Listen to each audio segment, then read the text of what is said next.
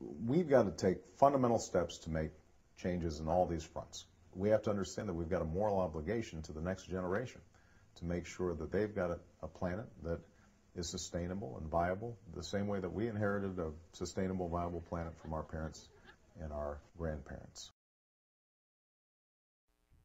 Environmental policy has gone through a multitude of changes in the past century, shifting in focus from conservation of resources to all things energy. The central question is what factors lead to these policy changes. Overall, U.S. environmental policy is affected by public awareness of various issues, political pressures, and technological advancements. During the 19th century, the groundwork for later environmentalism was laid. Beginning in the 1850s with the Second Great Awakening and Transcendentalism, people found greater appreciation for the natural world. There was a divide over how to treat nature, as an economic asset, one to be exploited, or with other factors such as spirituality. On the conservation side were most progressives, fiercely advocating the creation of national preserves to protect land and animals from economic domination. Their efforts directly led to the 1890 designation of Yosemite, General Grant, and Sequoia National Parks. Teddy Roosevelt and John Muir became the icons of the conservation movement. The modern environmentalist movement burst onto the scene in 1970.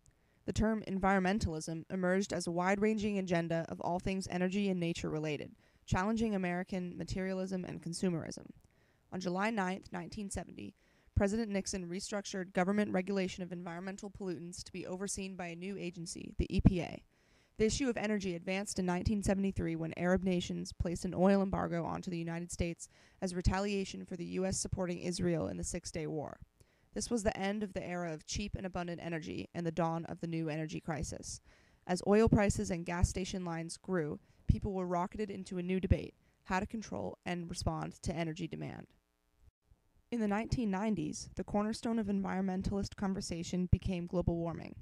Despite public awareness of the issue, the U.S. failed to ratify the 1997 Kyoto Protocol, under which industrialized nations were committed to cut their greenhouse gas emissions to an average of 5.2% below 1990 levels.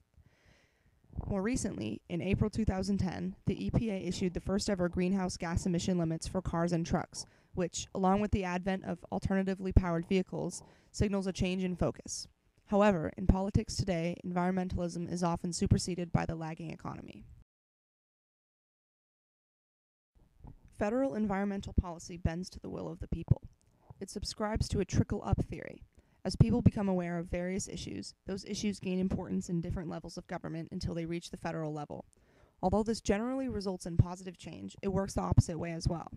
Unlike in the post-war era, many people now scorn environmentalism as a devotion to a fad, something that will pass. People have substituted a sense of personal responsibility for a group effort that would prove more effective in the long haul, often creating an unflattering image of environmentalists. Even amidst greater awareness of climate change, fewer people are feeling green guilt. This conflict can be seen in President Obama's environmental successes and challenges. Early in his term, Obama signed the American Recovery and Reinvestment Act, calling for an improved energy grid system, new fuel economy standards for cars and trucks beginning in 2011, millions of dollars for green job training programs, and plans to develop renewable energy projects using water from the continental shelf. However, environmental organizations like Greenpeace say Obama has not done enough, and many Republicans say the changes are radical. The contrasting opinions of the American public create the conflict above. Throughout the history of the modern environmental movement, advocacy groups have been significant, both hurrying and impeding laws. Since the OPEC oil embargo of 1973 and the oil shocks that rocked the nation, advocacy groups have been warning the U.S. of the danger in our reliance on foreign oil. Nixon's Project Independence, with the ambitious goal of the U.S. being self-sufficient for energy by 1980, was heavily lobbied by many environmentalists because of its potential achievements for conservation, not only the economy. Since then, the problem has only increased, and so has the controversy. Many people, namely conservatives, support drilling as a solution to end dependency on foreign oil. Others, mainly liberals, suggest reducing drilling and supplementing with alternative renewable energy sources. The controversy can be seen in the proposed Keystone XL pipeline. The proposed pipeline would connect Alberta to the Gulf of Mexico, increasing the volume of oil that can be drilled, transported, and distributed. When Obama rejected the full pipeline last January, he received significant backlash from Republicans and supporters of big oil. He defended himself by saying that it was to provide for a complete environmental review, but it is more subtly because of the massive political weight of his opponents. If Obama were to reject the pipeline entirely, he would make bitter enemies of gigantic oil companies, which would severely hamper his campaign for re-election and his overall goals. Technological advancements also affect environmental policy. An example of this is gasoline. In the early 1920s, the first leaded gas was introduced as new technology. The improvement of detection, which showed negative environmental ramifications, and the invention of the catalytic converter, with which leaded gas is incompatible, caused leaded gasoline to fall out of use. The culmination was a change in environmental policy. The 1990 addition to the Clean Air Act prohibited production of engines requiring leaded gasoline. More recently, the Obama administration has made changes in pollution control. On February 18th, less than a month after Obama was sworn in, the United States filed a complaint against the Big Cajun 2 power plant, charging that for more than a decade it has operated without required pollution controls. Detection technology of toxic pollutants such as mercury has made great leaps since the 1990s, when awareness of the issue was first majorly raised. Since the problems are more easily identified, they can be more easily regulated. The government agrees, toughening policies to be able to adapt to improving technology.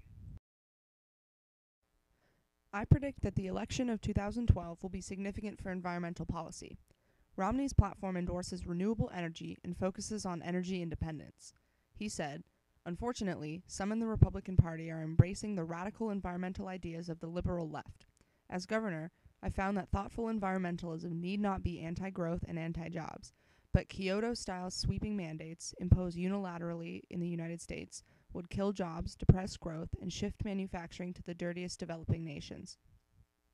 Romney opposes cap and trade and wants to reduce regulation to provide for more drilling. However, his ultimate goal is still to reduce consumption. Obama has so far failed to put in place a bill to cap global warming, but it is something he does advocate. If Romney wins, I predict we will see a great reduction in protection for the environment. If Obama wins, I predict he will continue with his agenda but fight more aggressively for regulation.